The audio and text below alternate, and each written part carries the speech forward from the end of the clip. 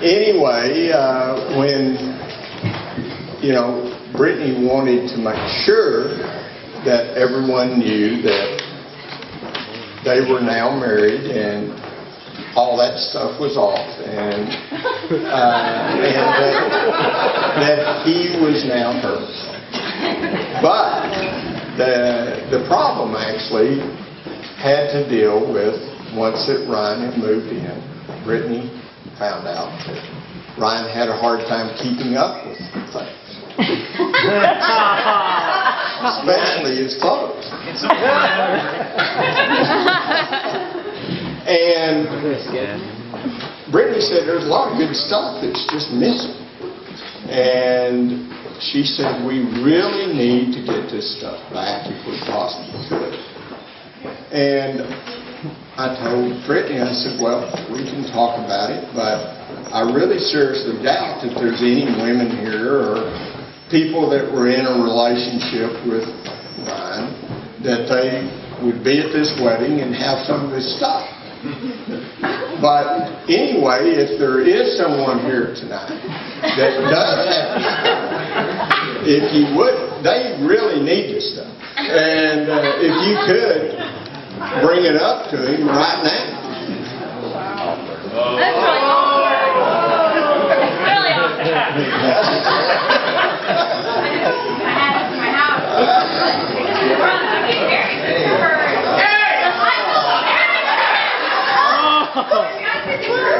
I'm sorry, buddy. But you're bringing now. Anybody else?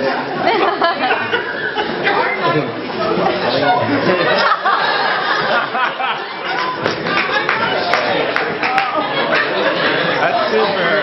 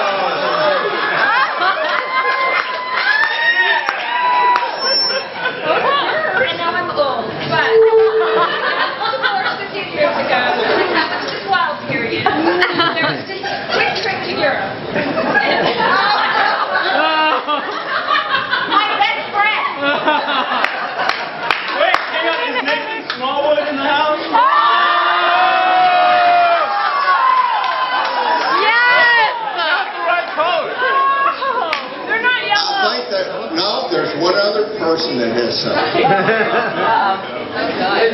Hey, you went through a little phase. A little phase. And maybe it's time we bring it to light.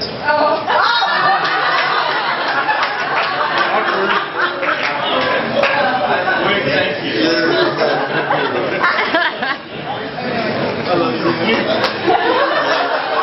Anyway, we are so, Janet and I are so proud to have Ryan as our son.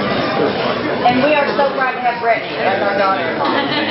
And, you know, Brittany, during the years, we always knew she was gifted. And she was driven, and she was also independent. And one thing that was evident when she started kindergarten, well, she had to ride a bus from our house to her school, which was about 15 miles away. And, of course, when you have a five-year-old daughter that's about to get on a big bus, that's kind of scary for the parents. So anyway, when kindergarten came around, Janet and I walked with Brittany out to meet the bus. And we kind of thought it was going to be a sad situation.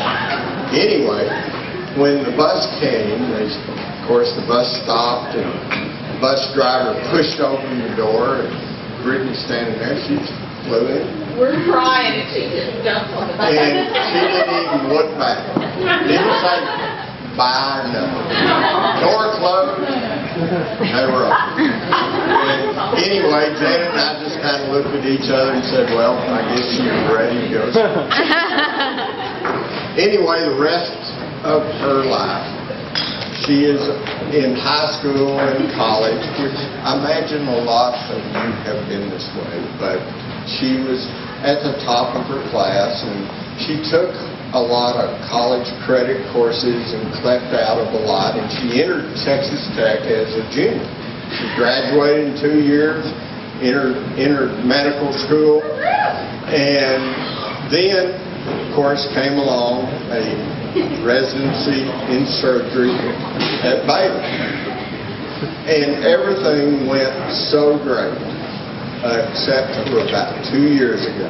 And that is when we, in Amarillo, we lost our house of 30 years and Brittany's home of 30 years. I mean, the only home she'd ever, no, she's not 30 years old, so she, only home that she ever knew. We called Brittany that day, and of course she came in that next day.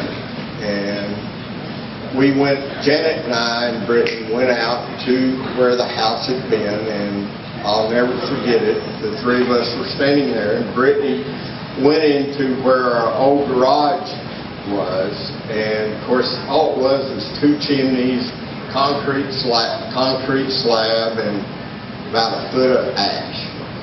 And Brittany walked as far into that area as she could and looked up where her old bedroom would have been.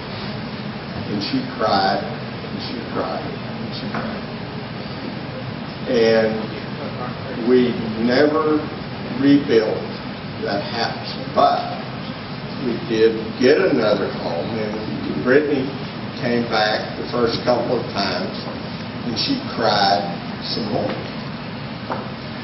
Then we had a Christmas party that we had some of our old friends at. A lot of them were ones that Brittany had grown up with, that she looked at them as her mom and dad always. Ryan came with her.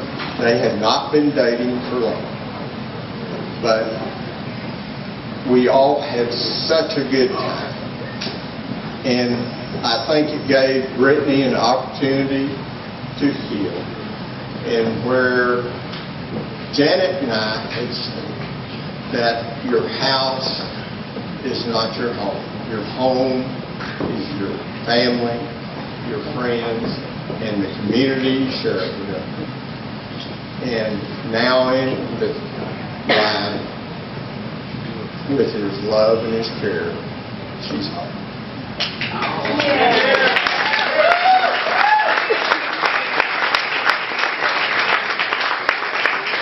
And if you would, I'd like to propose a toast to Brittany and Ryan.